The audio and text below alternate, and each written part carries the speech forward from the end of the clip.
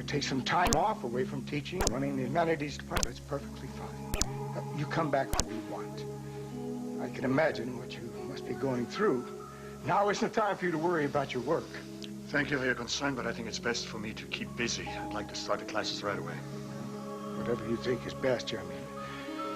I've got a trustees meeting in 5 minutes, but please, anything you need, just ask. Thank you. You're very kind. Dinely, already a busy day. How are you? I'm fine. How are you? Don't sound too fine. What's the problem? Maybe I shouldn't be bothering you with this, but it's Stacy. Jeremy, she's been committed to a mental hospital.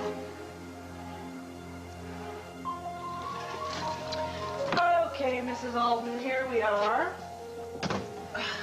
We're overlooking the park. Now, is there anything that I can get for you? Books, magazines? Oh, no, nothing. Thank you. If you could just tell me where the telephones are. Now, what do you need to make a telephone call for? You just got here. Well, I'm not making a call. I'm waiting for one. My husband, Jack, he's going to be calling me soon. Right. Oh, I almost forgot. There is somebody here who's waiting to see you. Would you just hold on a minute?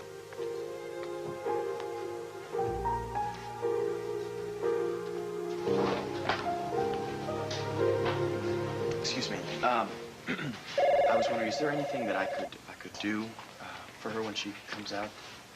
Just your being here is a big help. It's tough to go through on your own. Here, these will help. It's nice to see a young man taking responsibility for a change. Doesn't feel so nice. Thanks.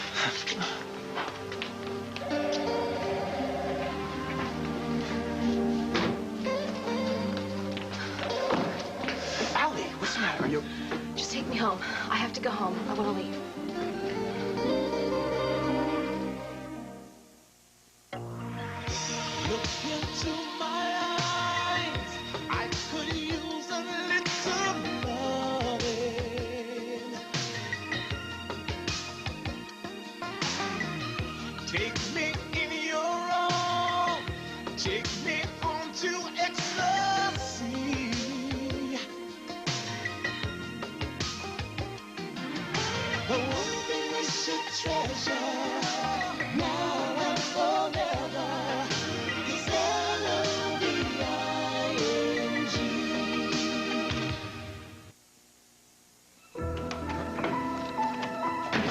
Shana, I'm glad you could make it.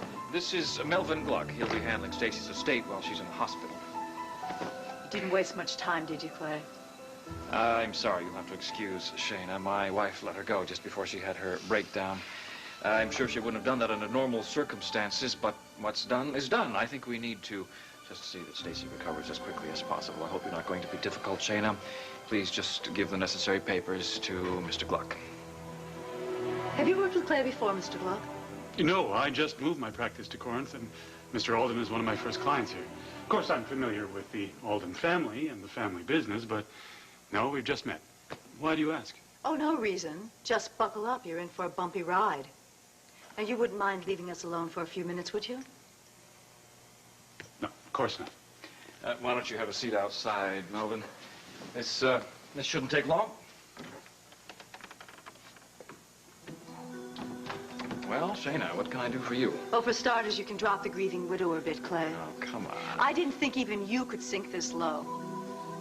I know what you're up to, and I know what you're doing to Stacy, and there's no way in hell I'm going to let you get away with it. Stacy in a mental hospital? That's ridiculous. I know. Shana told us all last night. I mean, apparently, Stacy's been acting really weird, and it got worse. Family had to commit her. I can't believe it. Yeah, well, neither could I until I really started thinking about the situation. But tell me, please. All right, listen, I've been trying to think of where this is coming from, you know? And I just keep coming back to one thing. Clay. Dinely. No, wait, listen to me. I am completely dedicated in getting him out of my life, okay? But something is wrong between him and Stacy. I know Clay. You thought you knew him. No, I do know him. Okay, and I know that he never does anything halfway. When Clay loves someone, he loves them with all his heart. And when he hates someone, they're an enemy for life. It's all or nothing with Clay. So when I found this out, I knew that something was going on. Maybe you're not the best person to judge. Do you know what he told the family when they asked him why he married Stacy? He didn't say that he loved her. He said that he was worried about her, cared about her deeply. I mean, well, that's not Clay. Clay would never, ever get married for those kind of reasons. Jeremy, he's a man of passion. So when I found this out, I knew that something was going on. But what? I don't know. But I mean, you know Stacy. She's smart, she's strong, she's tough, and all of a sudden Clay comes into her life and she just falls apart. Now, I know that she's been dealing with Jack's death and everything, but I don't know, it just seemed like before Clay came into her life, she was making it. You're right. Yeah. Even with anything that's happened to her, I always thought she'd pull through. I remember when she said she would start teaching at AU, she was confident and very together. It's hard to believe in a question of weeks she'd fall apart. Exactly. Strange things we take for granted for so long can change in an instant. Forever. Jeremy, I know this isn't a very good time to be coming to you with this. I know you have your own pain you're dealing with. I know what it's like to lose the person that you love. And nothing that I can say is going to help you or make you feel better, but I can be your friend. And one thing that I do know is that when you're feeling really bad and you just don't want to go on anymore, that's when you need your friends the most. So don't push me away, okay? I need you. And you need me. And right now, Stacy needs both of us. So what do you say? Will you help her? Allie, what happened? Are you okay? Yes. I mean, you've only been gone 15 minutes. What's going on? Is Look, everything I'm all fine. right? Everything is fine. I can't do this. I thought that this was what you wanted to I do. thought that this is what I wanted to do, but I was just sitting there and all of a sudden it hit me. This isn't right. I mean, not that it's wrong. It's just not right for me, you know? I'm back in that examining room and I'm terrified and I'm shaking. And the only thing going through my head is what you said. That one day I'm going to be a good mother. And I started thinking about it and I'm like, wow, I am going to be a good mother. And if I can be a good mother in 10 years or in 5, there's no reason why I can't be a mother now. That's right. No, there isn't any reason, but you said before, remember that you weren't ready to have a baby and there were still so many things that you wanted to do. You wanted to travel, you wanted to finish school. What about that stuff? I still want to do all those things, and I am terrified. But I can do this. I mean, who cares if I didn't plan it? That's fine. And yeah, I do want to finish school. But if I don't, so I do in a few years, I can do this, Cooper. I know I can do this. Okay. What are you going to do about Casey? I don't know. I can't even think about that. It's got to work out. It has to work out. But the one thing that this has taught me is that you cannot plan everything, obviously. And no matter what happens, all you can do is just hope for the best. And as for now, the only thing that I am sure about is I am having this baby.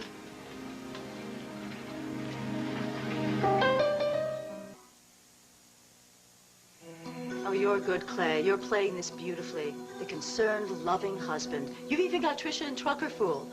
But not me. It's in your eyes. You can't hide that glint of malicious glee as everything falls into place. Shayna, I don't really have time for all of this, but say what you have to say and then just leave the papers and go. Fine. This little meeting with Gluck was the final piece to the puzzle. Stacy's new lawyer. I bet he fits real neatly into your back pocket. What you want is control of Stacy's block of Alden Enterprises stock. What? All you need is her permission, or the power of attorney to her estate. Then you'll have a voting majority, and AE will be all yours. You know, that's so ridiculous, I don't know how to respond. I mean, why would I want to do that when I already run the company? Oh, don't flatter yourself, Clay. You don't run Alden Enterprises. You're a co-chief executive officer with Gwynn. All your decisions have to get past her and the board. Oh, and let's not forget Isabel. But if you get control of Alden Enterprises, Well, then you can bypass all of them, even Mommy Dearest. Something, Shayna. You need a long vacation. You're on overload. Coffee? You may have the rest of them, Snow, but I'm on to you. I don't underestimate your greed. Well, I'm no Mother Teresa. And there was a time when I would have done exactly what you're talking about. I've always wanted Alden Enterprises to be mine, all mine, but it's not worth it. I mean, who wants all that fighting and all the backbiting? I haven't got time for that. I am now concerned about Stacy and Stacy only. You saw how sick she is, Shayna. All I want is for her to get better. That's it. If Stacy is sick, it's because you made her that way. You are using her, and you're hurting her, and I'm not letting you get away with it.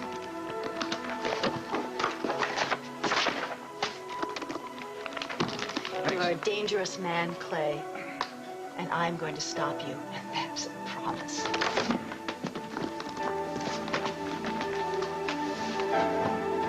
Bye.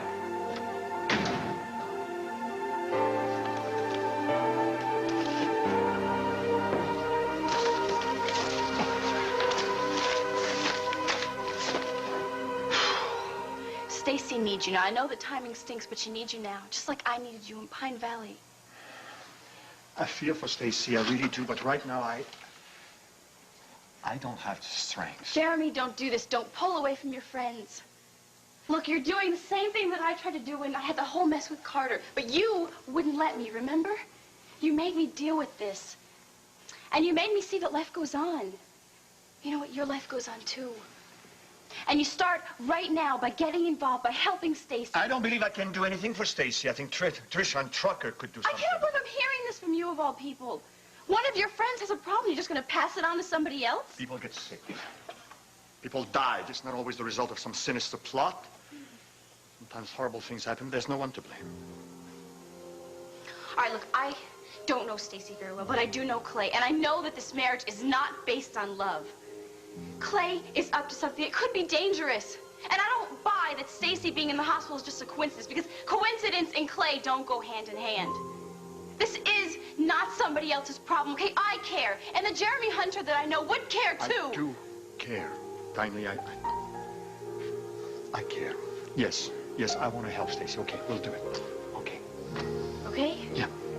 All right. All right, I knew you would help. Okay, what do we do? What do we do first? I think there's someone I should be speaking with. I'll take care of it. Okay. All right, I'm going to go to Pins. I will call you later, okay? All right. I am proud of you. Thank you. Hey, thanks for your concern. You're a good person. Good friend.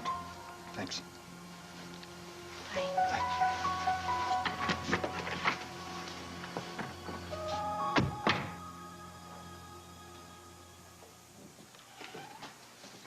Stacy, there's somebody here who'd like to meet you. Stacy Alden, this is Doris Brenner. She's your next-door neighbor. Hi, Doris. Thank you. I'm still waiting for that phone call, though. We'll let you know as soon as it comes in. Thank you. But in the meantime, why don't the two of you get better acquainted, I brought you something from our welcoming committee. Made right here in Mountain View's kitchen. Make it for all our first-timers in the house. Excuse me, psychiatric hospital. Well, thank you. You'll get used to it. We all do. God, I remember my first time here, I couldn't stop crying. I felt like I had let everybody down. And then I felt like I was all alone, like I was just locked off from the rest of the world.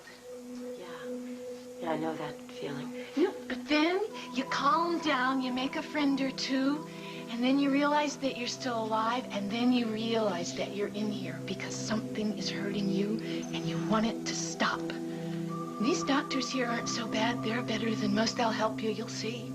Well, that's great, but I don't need their help. Oh, that's how we all feel at first. Not a lot of voluntary commissions here, if you know what I mean. No, really, the only reason why I agreed to come here was because well, I'm waiting for my husband. Oh, yeah? Yeah, that's right.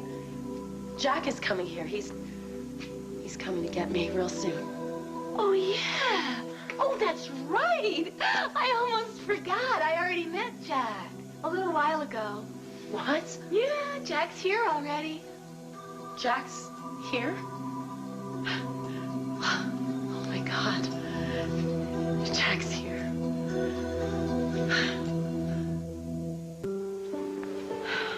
Thanks for the ride. You bet. Okay, so I'll see you around. Cooper, thank you for going to the clinic with me. Allie, I wanted to go. Not just that. For listening and for helping and for understanding. Well, I'm not sure I understand everything.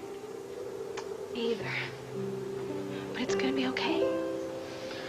I hope so. Listen, it is gonna be okay. I mean, God, I'm terrified to have this baby, but people are doing it everywhere. I mean, why can't I? There's no reason. No reason in the world. I just want to make sure that... I mean, this is a very serious thing. I want to make sure you've thought about it fully, have you? I have. And I know that this is what I should do. I mean, it's going to be tough. And this is definitely going to cause some major problems for me and Casey. Not to mention you and Hannah, my family, my friends. I mean, on the one hand, I am so terrified. But on the other, God, it's just this great feeling, you know? Yeah? Cooper, I'm gonna be a mom. And have a baby. Well, these papers that, I'm sorry, I forgot your friend's name. Shayna, and she's not exactly a friend. Right. Now, these papers that Shayna left have shed a little more light on your wife's legal situation, but I'm afraid there are too many things left unattended to here. Yes, well, the untimely death of my wife's previous husband hit her hard. She just couldn't bring herself to face up to the details of his estate. I'm not surprised it's a mess. It's a pretty accurate description. I suppose now that she's in the hospital, it'll be even more convoluted? Well, there are several matters that require her immediate attention. Well, what do we do? We have a few options. The simplest being to wait until Mrs. Alden's condition improves and then let her tie up all these loose ends. I don't think that's going to be a good idea. The doctors say her condition is very delicate and that she might not be recovering for quite a while. And I wouldn't want to burden her now with legal matters. That wouldn't be very therapeutic. You have a point. The next best option would be for you to assume power of attorney. I can do that? Well, certainly. And as Stacy's husband, who would know better how to act in her best interests? Well, I'd feel strange, though, making decisions for her. She's normally a very independent sort of person. But this could just be a temporary matter? Oh, of course, you could relinquish the power of attorney whenever you wanted. Well, maybe she would recover more quickly if she knew she didn't have to face the mess that Jack left behind.